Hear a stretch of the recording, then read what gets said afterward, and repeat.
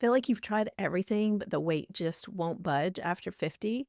You're not imagining it. What worked in our 30s and 40s just isn't cutting it anymore. But that doesn't mean you're stuck. Today, I'm answering a couple of questions I've gotten recently from listeners about why midlife weight loss feels so frustrating and what actually works. So, no gimmicks, no quick fixes, just real, no fluff strategies that make a difference.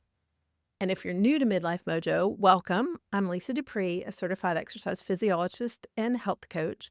I've been helping people transform their health and fitness for more than 20 years. And my mission is to make fitness and fat loss simple, sustainable, and achievable for women like you. Question 1. I've tried every diet, but nothing sticks after menopause. How is your approach different for weight loss so that it actually lasts for women in their 50s?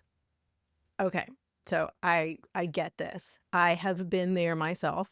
A few years ago, I tried intermittent fasting when it became all the rage, and it just didn't work for me. The strict eating window felt too restrictive.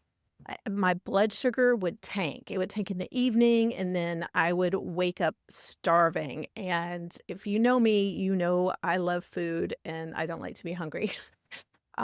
So what really made me quit though was that I realized it set me up in this restrict release cycle where I was just white knuckling my way through the rules through the day and then feeling like I had to break them just to be able to feel normal. And so, how many rules do we actually have to follow already in life? And I just felt like it was too much and I couldn't keep it up. And so my personal experience with this, coupled with a couple of decades of working with people to improve their health and fitness, has taught me something really important. And that is sustainability matters more than any quick fix.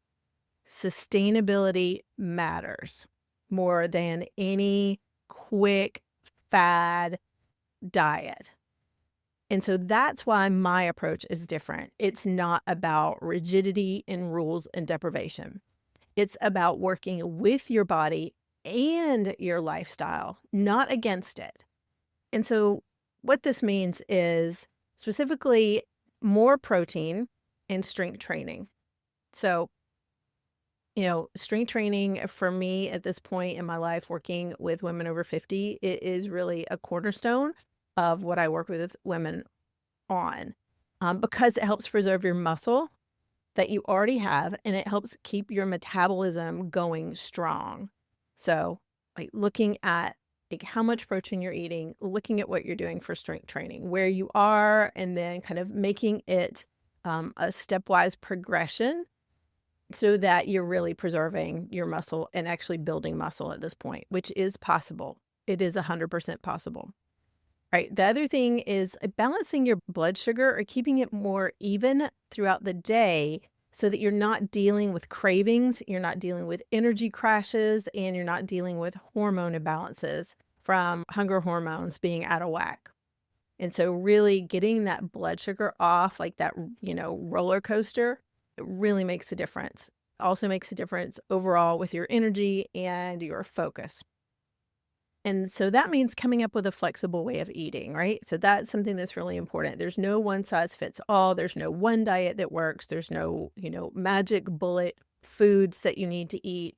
Like, you got to come up with a way of eating that lets you enjoy food and not feel hungry and deprived while you're still able to see real lasting results. And so I work with my clients a lot on what are their preferences? What are their habits? What are their lifestyles? What are their energy demands throughout the day and throughout the week to come up with something that really works and a way of eating and eating patterns that support that.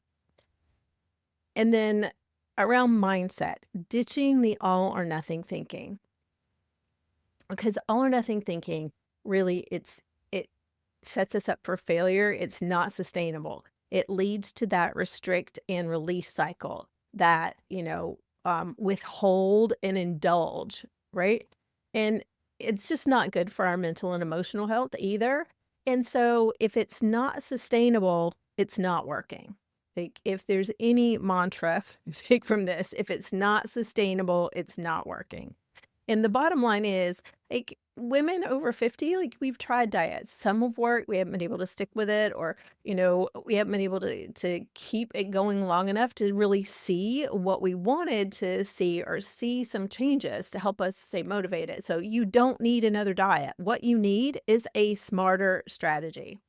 That's what I work specifically with women on, to figure out what that smartest strategy is for them. All right. Question 2. Help. I'm exercising regularly, but I still can't lose weight around my middle. Why isn't it working? And I got this one and I was like, oh yeah, this one hits home for me. I just, just a little bit about kind of why this hits home for me and why I'm so jazzed about it, answering it is, I've always been active. I danced as a kid and as a teenager. I played soccer. I did triathlons in my 20s. I taught fitness classes. Like, it was my job in the 30s. Like, it literally was my job.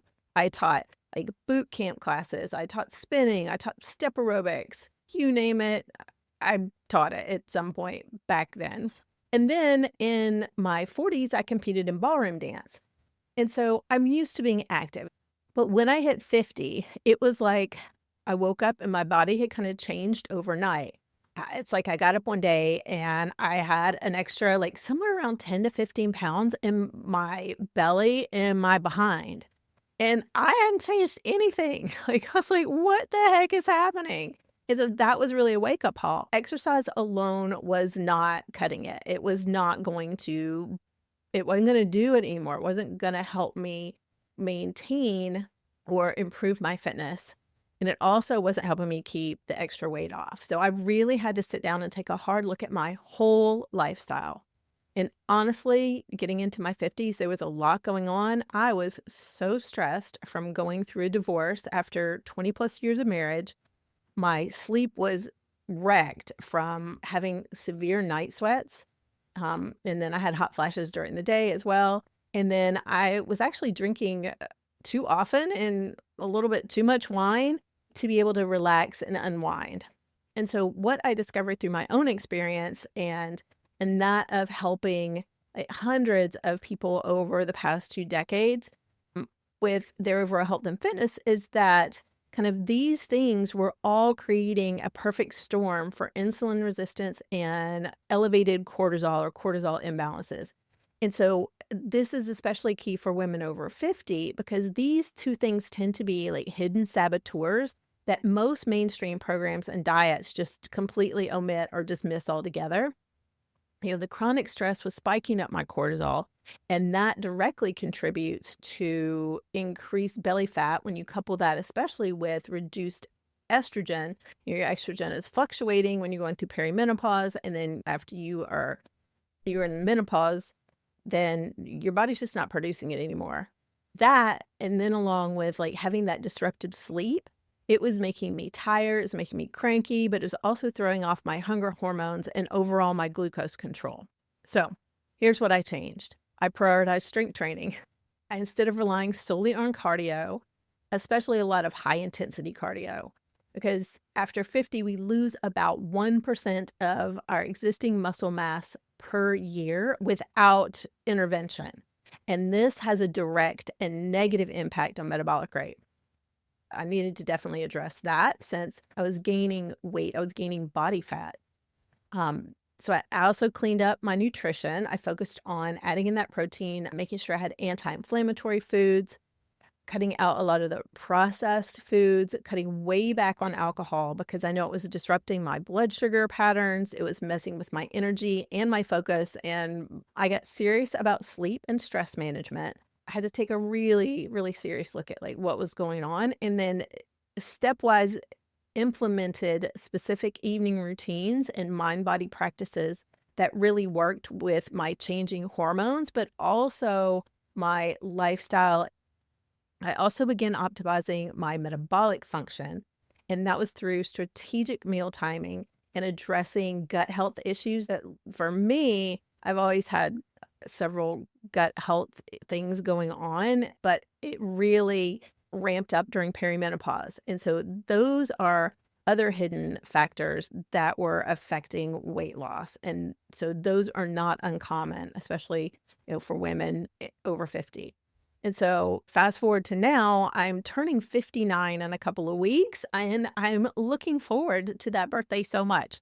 And I'm also about 12 weeks out from my very first ever bodybuilding physique competition.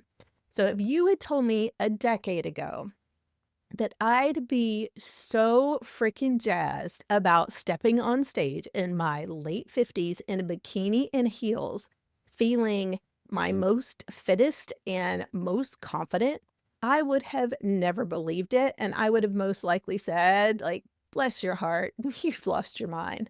But here we are, and it's happening.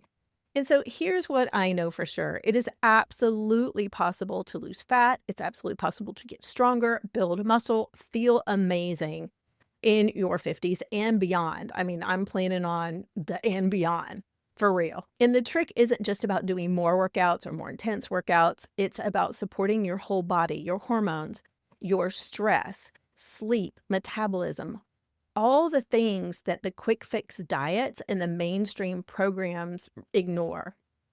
And so when you shift your focus to more of that full picture, that's when everything starts to change. And I know this with my whole entire being at this point. I am so confident in this. And that's why I'm dedicated to coaching and working specifically with women over 50. And if this is something that's resonating with you and you want to take the next step, I invite you to grab my 5-day Midlife Mojo Jumpstart mini email course, where I walk you through some of the strategies I use with my clients to help them get stronger, leaner, and more energized. So you can get that at lisadupreecoaching.com/jumpstart, or use the link in the show notes.